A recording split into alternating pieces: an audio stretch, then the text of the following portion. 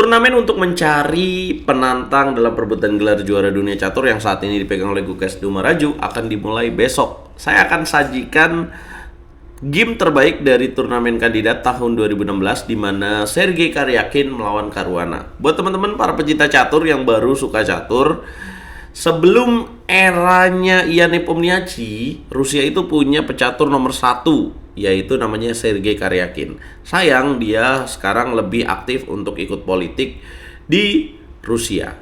Ya kenapa? Karena apa yang terjadi di Ukraina dan dia mendukung Vladimir Putin di situ.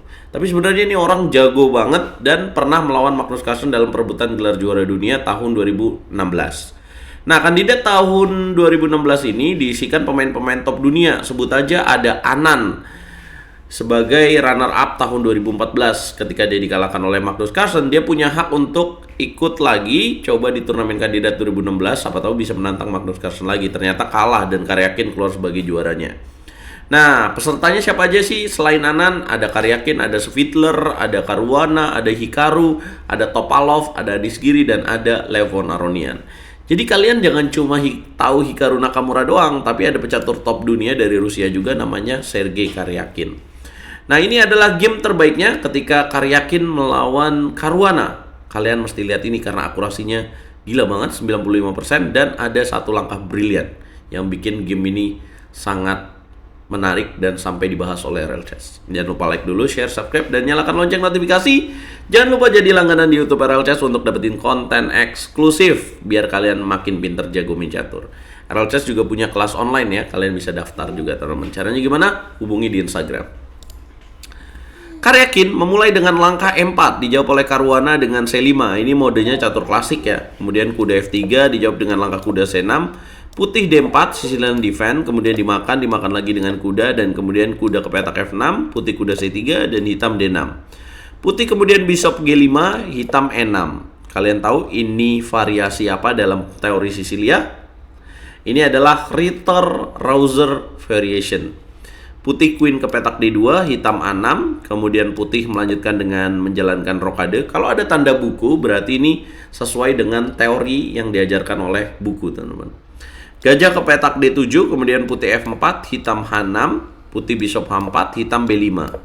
Nah, di gaya variasi Richter-Rauser ini dalam teori Sisilia, memang hitamnya sedikit lebih lambat dalam mengamankan raja ya. Dia lebih pilih untuk langsung melakukan serangan.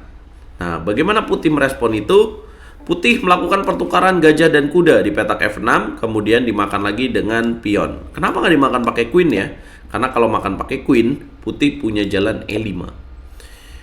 Memancing hitam untuk melakukan pertukaran pion, dan setelah itu, boom! Langsung kalah hitamnya. Kenapa? Karena ada ancaman kuda C7 dan ada ancaman checkmate petak D7. Itulah kenapa dimakan pakai pion.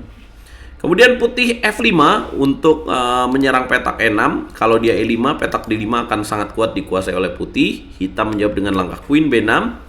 Putih melakukan pertukaran pada petak E6, dimakan lagi dengan pion. Pertukaran kuda kemudian dilakukan dan hitam makan pakai queen. Harusnya pakai bishop lebih bagus. Putih bishop D3 menjaga pion E4 karena ada ide B4 ingin dimainkan oleh hitam. Hitam H5 dengan gajah H6 idenya. Putih geser dikit raja, B4 dimainkan. Dan kemudian putih kuda E2, hitam queen C5 jaga pion. Putih seharusnya di sini ada langkah ciamik E5 untuk dikorbankan, dan kemudian ada ide gajah G6. Tapi Karyakin lebih memilih untuk lebih sabar dulu dengan benteng H F1. Hitam melakukan grid move dengan bishop ke petak H6, putih queen E1, hitam A5. Dikasih tuh pion di petak F6. Apakah ini pancingan? Ya, bisa jadi kalau misalkan putih tertarik untuk makan F6, hitam bishop G7 dengan tujuan terbukanya diagonal G7 sampai petak B2. Walaupun putih bisa benteng G6, hitam bisa queen E5. Karyakin nggak terpancing untuk ini. Karyakin lebih pilih jalan B3. Ya, walaupun meragukan ya, harusnya di sini kuda F4 lebih bagus. B3 dimainkan, hitam kemudian lakukan jalan benteng ke petak G8, idenya untuk mengancam pion G2, raja E7 dianggap lebih baik, putih G3, kemudian hitam raja E7. Sama nih, G3 juga dianggap kurang bagus ya, harusnya queen H4. G3, kemudian raja ke petak E7, putih bishop C4, kemudian hitam bishop E3. Tujuannya apa? Sepertinya mencegah kuda ke petak D4 bisa jadi, atau mau manuver gajah petak C5 bisa jadi juga. Putih harusnya kuda F4, tapi benteng F3 dipilih. Kemudian hitam harusnya di sini A4, counter langsung, tapi lebih pilih untuk ngancem dulu dengan benteng G4. Dan putih queen F1, ancam pion F6. Hitam menjaga dengan benteng F8 Caruana. Kemudian putih kuda F4, langkah 25. Hitam melakukan pertukaran, putih makan lagi dengan benteng, dan hitam mainkan langkah A4 di sini.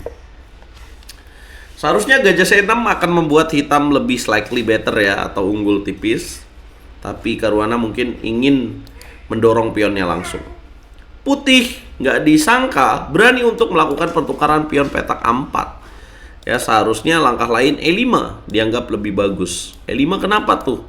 Untuk membongkar. Kalau dimakan pakai queen, baru makan sini. Ternyata putih melakukan pertukaran pada petak A4. Membuat hitam akhirnya gajah makan A4, putih queen ke petak D3, dan kemudian hitam bishop ke petak C6, putih bishop B3, hitam benteng G5. Bukan langkah yang tepat. Harusnya E5 lebih bagus. Benteng G5 dimainkan.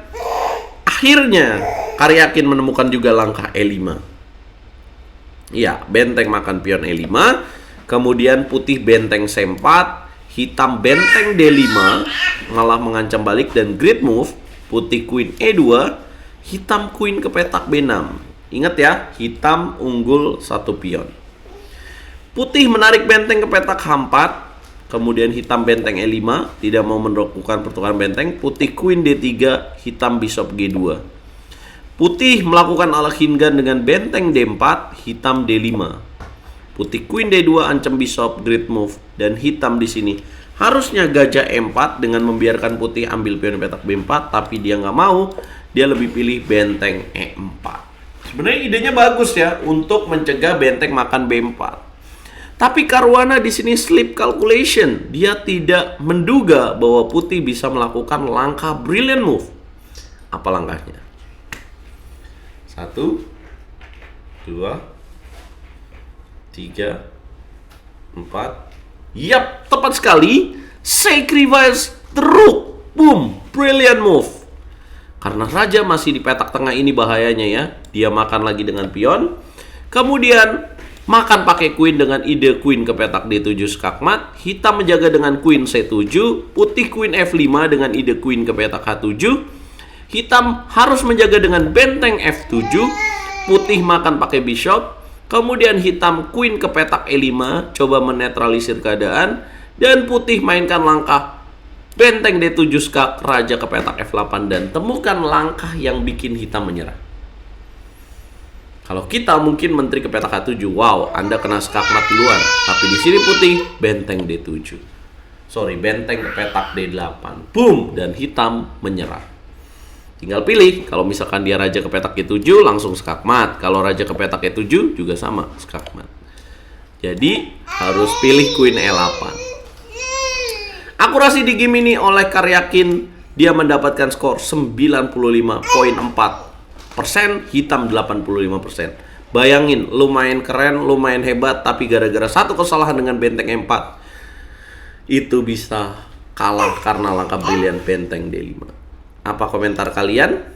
Ya, sayang sekali Karyakin belum minat untuk terjun ke dunia catur lagi. Dan nomor 1 pecatur Rusia saat ini adalah Jan Nepomniachtchi. Kemarin sempat ada error dari video ya, dimana nama Karyakin tiba-tiba muncul dari video dan akhirnya dia membuat postingan yang bikin heboh dunia percaturan. Dikira Karyakin bakal aktif lagi.